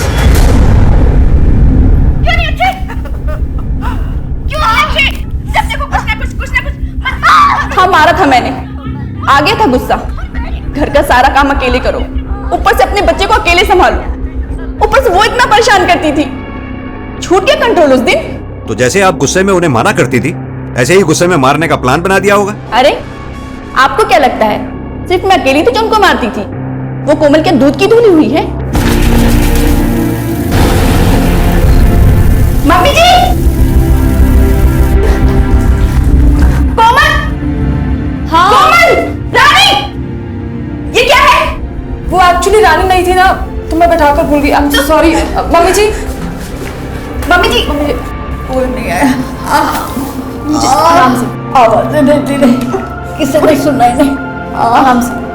आपकी फैमिली में गिरने में किसी ने भी कोई हद नहीं छोड़ी, लेकिन सबूत तो हमें सिर्फ आपके खिलाफ मिला है। ये वीडियो मैंने नहीं मारा उन्हें। कोमल के मुताबिक घटना वाले दिन कोमल ने अंबिका जी को बचाने की कोशिश की थी। वहीं अनीता का यह कहना है कि कोमल भी अपनी सास से कम नफरत नहीं करती थी। अब सवाल यह उठता है कि कोमल ने जो हमें कहानी सुनाई वो कहीं झूठी तो नहीं? सर, अमृत और कार्तिक दोनों घर के बेटे हैं, पर दोनों को ये नहीं पता कि घर में क्या चल रहा है। ऐसा कैसे हो सकता है? अमृत तो चलो दुबई में काम कर, लेकिन कार्तिक तो उसी घर में रहता है, वहीं। उस अंगूठी के बारे में कुछ पता चला? नहीं सर, लेकिन हमारी खबरी नजर रखे हुए हैं, लेकिन किसी ने भी उसे बेचने की कोशिश नहीं की। हो सकता है कि केस ठंडा होने का वेट कर रहे हो। इन सब में से किसी पे भी भरोसा नहीं किया जा सकता। सबको एक दूसरे से कोई ना कोई प्रॉब्लम है। एक काम करो, इन सबके कॉल रिकॉर्ड्स निकलवाओ, पता करो कि घटना वाले दिन कौन किस वक्त क्या कर रहा था। सर, वीडियो देखी हमने, आप माँ को मारती थी। हिम्मत कैसे हुई आपको मेरी माँ को मारने की? समझती क्या अपने आप को आप है? मेरी माँ थी वो। मन करता है तुम्हारे हाथ पैर मैं यही तोड़ डालूं। मुझे तो यकीन नहीं आ रहा कि तूने शर्म आ रही कि तुझ जैसे औरत से शादी की मैंने। अच्छा, अब भी मुझ पे शर्म आ रही है, खुद पर नहीं, जो बीवी बच्चे की जिम्मेदारी छोड़ के दुबई जा बैठे। देख, बकवास मत कर। मेरी छोड़ो और अपनी कहो। तुम्हें तो पता था ना तुम्हारी माँ बूढ़ी है, लाचार है, फिर क्यों जाके दुबई बैठ गई? और तू कार्तिक, तेरा मन मेरा हाथ तोड़ने का कर रहा है। कभी अपने हाथों से इनकी गंदगी साफ की? खाली पैर छूने से प्यार नहीं होता है। कभी उनके पास बैठ के 2 मिनट बातें भी की? बड़ा आया मेरा हाथ तोड़ने वाला। सर, कार्तिक के कॉल रिकॉर्ड से कुछ डाउटफुल नहीं मिला। हादसे के वक्त वो ऑफिस में था, मैंने ऑफिस से कंफर्म किया। कोमल के कॉल रिकॉर्ड्स भी क्लीन है, लेकिन अनीता के कॉल रिकॉर्ड से एक इंटरेस्टिंग बात पता चली है। पिछले कुछ दिनों से एक नंबर से लगातार बातचीत कर रही थी। ये नंबर किसी दिनेश के नाम पे रजिस्टर्ड। सर, हमने टेलीकॉम ऑपरेटर से दिनेश का एड्रेस लेके उसके घर गए थे, लेकिन उसका घर लॉक्ड है। शायद वो शहर के बाहर है। ऐसा करो, अपना एक आदमी प्लेन क्लोथ्स में उसको इस घर के बाहर 24 घंटे के लिए खड़ा कर दो। जी सर। दिनेश के घर की तरफ। ये दिनेश कौन है? अनीता जी, मैं आपसे पूछ रहा हूं, ये दिनेश कौन है? दिनेश दोस्त है मेरा। अच्छा, तो ये दोस्ती की शुरुआत कब हुई, जरा बताएंगी? वैसे ये दिनेश वही आदमी है ना जिसे आपने अंबिका जी को मारने के लिए हायर किया था? जी नहीं, दिनेश एक जासूस है जिसे मैंने अपने पति के पीछे लगाया। अपने पति के पीछे? क्यों? मेरा रिलेशन खत्म हो चुका था। जब अमृत यहाँ थे तब भी उनके पास मेरे लिए वक्त ही नहीं होता था, इसलिए मैंने अपने ऊपर ध्यान देना ही छोड़ दिया। सजना, संवरना, इन सब बातों में मन ही नहीं लगता था। लेकिन मन में एक उम्मीद थी कि इस बार जब अमृत वापस आएंगे तो फिर से एक कोशिश करूंगी अपने रिश्ते को सही करने की। एक दिन उनके बैंक का स्टेटमेंट आया, तब मुझे पता चला कि वो दिल्ली के एटीएम से पैसे निकाल रहे हैं। तो यानी वो दुबई में नहीं थे, दिल्ली में थे? और मुझे यकीन था कि जरूर उनका किसी और के साथ चक्कर चल रहा है, और अपने यकीन को पक्का करने के लिए ही मैंने दिनेश को उनके पीछे लगाया। तो क्या बताया दिनेश ने? कुछ नहीं, जब भी पूछो यही बताता है कि पता लगा रहा हूँ, बताऊंगा। और यहाँ तक कि मम्मी की मौत के बाद भी जब अमृत वापस आए तब भी उन्होंने मुझसे झूठ बोला, और उनकी इन्हीं हरकतों की वजह से मेरे मन में नफरत भर गई सबके लिए, और इसीलिए मैंने मम्मी जी के साथ भी। अनीता जी, अपनी गलती छुपाने के लिए आप अपनी बेचारगी की आड़ मत लीजिए। आपका और आपके पति के बीच में जो कुछ भी होता था वो आपका पर्सनल मैटर था, इसमें अंबिका जी हरगिज़ जिम्मेदार नहीं थी। आपने जो कुछ भी किया ये निहायत ही घिनौनी हरकत थी। बजाय शर्मिंदा होने के आप बहाने बना रही हैं।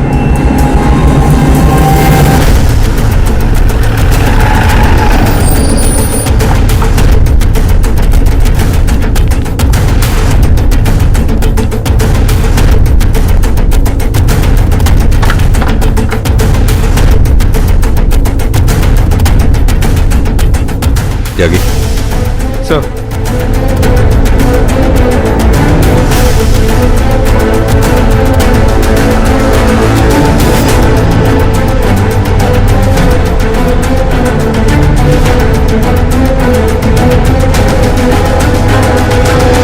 Sir,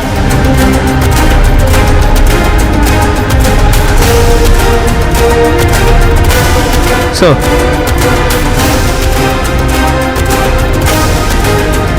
sir.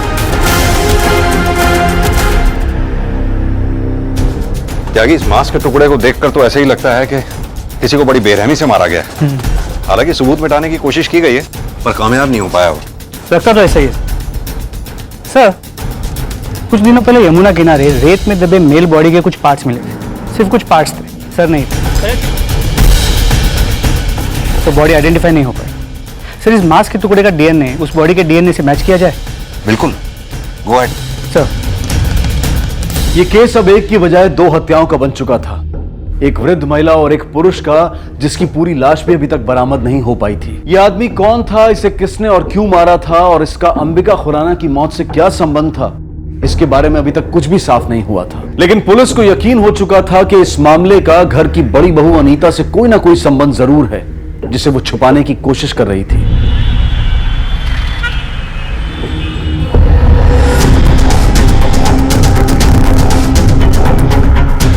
तो ये है तुम्हारा दुबई का होटल, ले चलो इसे। अब तू ये बता कि माजरा है क्या, वो भी डिटेल में। सर, दुबई मुझे सूट नहीं किया, इसलिए मैं वापस लौट आया। लेकिन मैं घर नहीं गया और ना ही मैंने किसी को बताया। मैं अपनी बीवी की शक्ल देखना नहीं चाहता था, नफरत करता था मैं उससे, इसलिए तो दुबई गया था जॉब करने के लिए। दोबारा उसके साथ नहीं रह सकता था मैं। तो दिनेश को क्यों मारा तुमने? दिनेश कौन सर? मैं किसी दिनेश को नहीं जानता।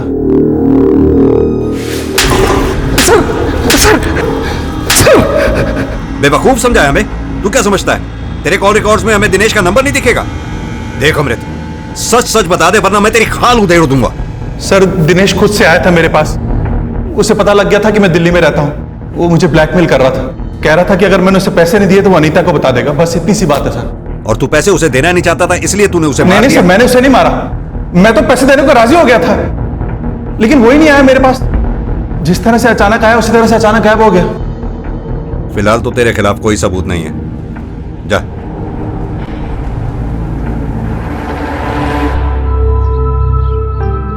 तबीयत कैसी है अब तुम्हारी? Feeling any better? आराम से आराम से। भाभी कहाँ है? पता नहीं, काफी देर से नहीं दिखे। मैंने उन्हें कहा था तुम्हें ना छोड़ के जाए। अरे यार रुको, एक मिनट रुको, तुम आराम से बैठो, मैं देख के आता हूँ।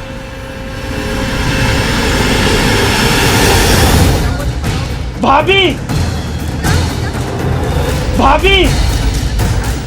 भाभी जी! ये सर, एम्बुलेंस कुछ ही देर में आ रहा है। हमारे घर में 2 मर्डर हुए हैं, आखिर आप लोग कर क्या रहे हैं? हम तो अपना काम कर रहे हैं मिस्टर कार्तिक। इन सब हादसों के पीछे आप ही की फैमिली में से कोई है।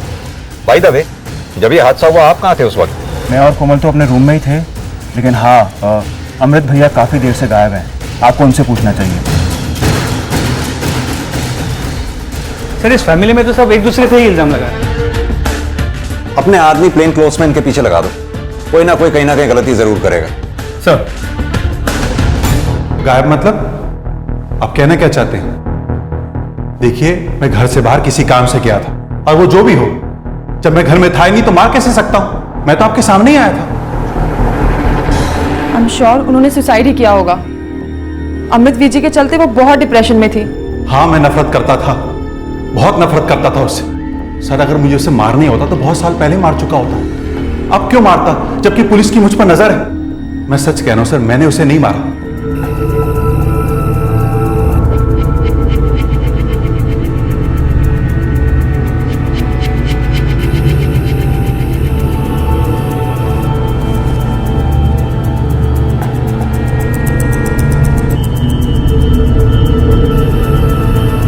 Hello sir.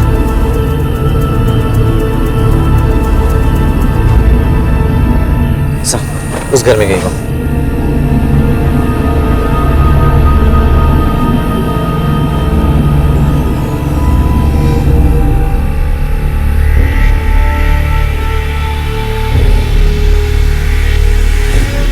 यह है कौन? सर चले? नहीं, मुझे देखना है वो कहाँ जा रहा है।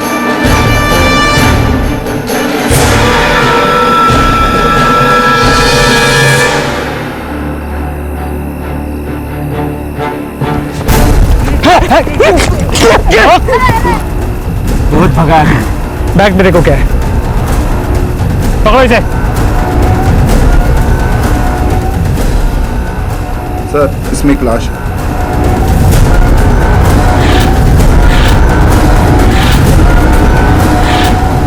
चल।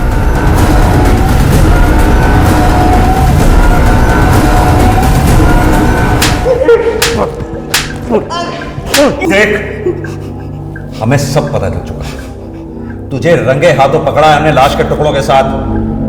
बच तो तू पाएगा नहीं। तू सच सच बता दे वरना मुफ्त में हड्डियां तोड़वाएगा अपनी। बोल।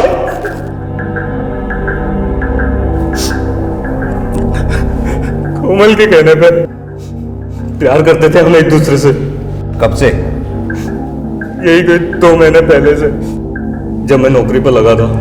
पहली नजर में वो मेरे दिमाग में चढ़ गई थी। जब मैं उसे देखता था सज सज के निकलते हुए, पागल हो जाता था मैं। लेकिन ड्राइवर था, इसलिए कुछ कहने और करने की हिम्मत नहीं जुटा पाता था। लेकिन एक दिन मर्द चाहे जितनी नजरें बचा के देखे, पर औरत की नजरों से वो नहीं बच सकता। पाना चाहता है ना मुझे?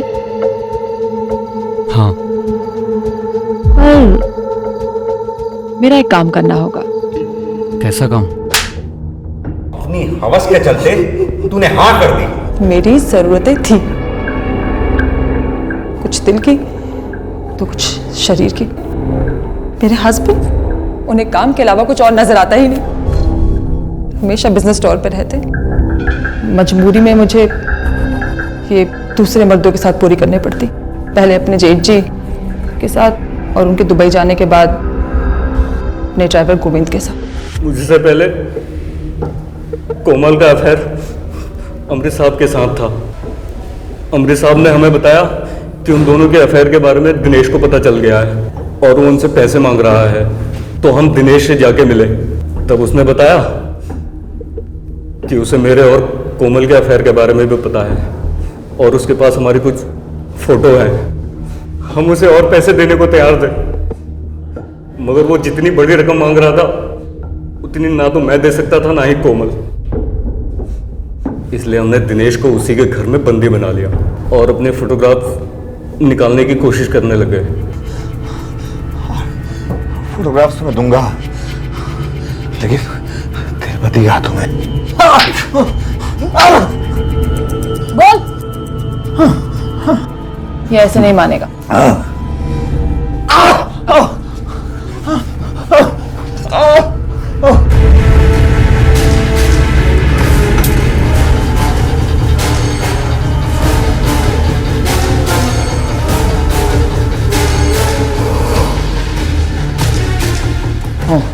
कोमल ने वो हालत की उसकी कि बर्दाश्त नहीं कर पाया वो।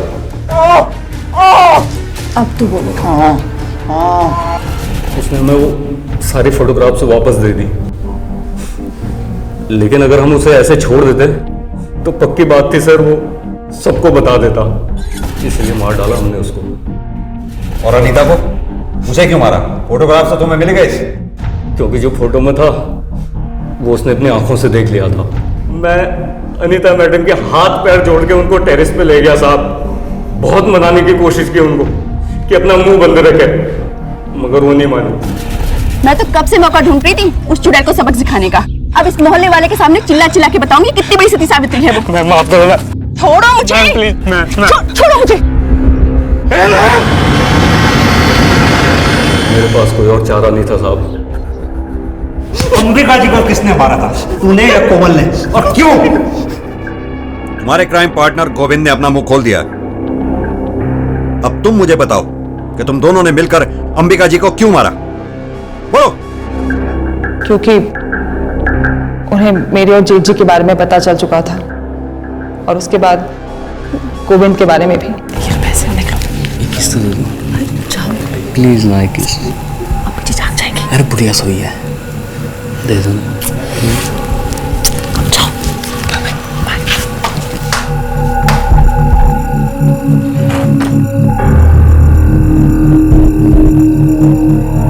कोमल, अमृत डिबात, एक ड्राइवर दलाल, ये तो अच्छा नहीं कर रही है।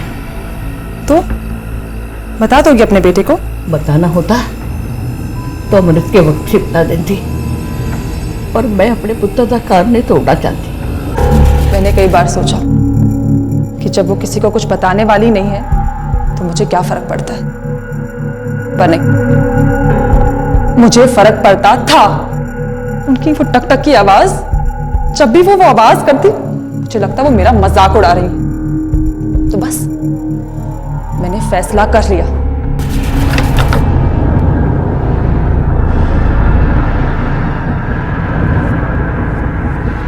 ये लो, इसे रखो। और मुझे मारो। कोमल, मैं तुम्हें कैसे मार सकता हूँ? मुझे मारो वरना सबका शक मुझ पे जाएगा। मार थोड़ी जाऊंगी मैं। लो मारो। एक बूढ़ी औरत जो लाचार थी, बीमार थी, जिसे तुम सब ने इग्नोर कर दिया, वो टक टक तुम्हें डिस्टर्ब करने के लिए नहीं करती थी।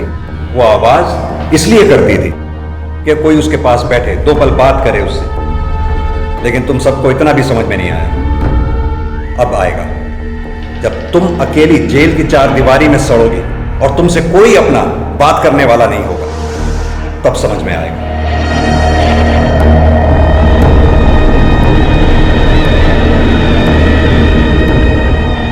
पारिवारिक मूल्यों की महत्वता और रिश्तों की मर्यादा और उनसे जुड़ी हुई जिम्मेदारियों को ना समझना या फिर समझते हुए भी उनका पालन ना करना किसी हद तक खतरनाक हो सकता है। और यह इस कहानी से अच्छी तरह से समझा जा सकता है। कोमल की अपने पति से प्यार पाने की चाहत कोई ऐसा मसला नहीं था जिसे बातचीत से सुलझाया नहीं जा सकता था, लेकिन उसने इस आसान राह को चुनने की बजाय अपने दिल में अपनी अधूरी इच्छाओं का मातम मनाना शुरू कर दिया, जिसकी वजह से गुस्से और नफरत का जन्म हुआ। और उसी गुस्से ने खुद उसे ही निशाना बनाकर उसे गलत राह पर कदम बढ़ाने पर मजबूर कर दिया। और वहीं दूसरी तरफ उसकी अंधी नफरत का शिकार बनी उसकी लाचार सास अंबिका खुराना। अगर कोमल ने अपने परिवार को और उसके परिवार ने उसे समझने की थोड़ी सी भी कोशिश की होती तो शायद जो हुआ वो ना होता। इस कहानी में हम सब के लिए सीख है, अपने रिश्तों को और अपने परिवार को समझें, उन्हें प्यार दें, उन्हें उस मजबूत पेड़ की तरह से बनाएं जिसकी छाया में हम खुद और बाकी के परिवार के लोग भी अपने आप को संतुष्ट और सुरक्षित महसूस करें। अब मैं अनूप सोनी आपसे विदा लेता हूं। फिर मुलाकात होगी जुर्म की एक और कहानी के साथ अगले एपिसोड में। तब तक अपना और अपने परिवार का ख्याल रखें और देखते रहें क्राइम पेट्रोल डायल 100। सबक एक को सीख हम सबको।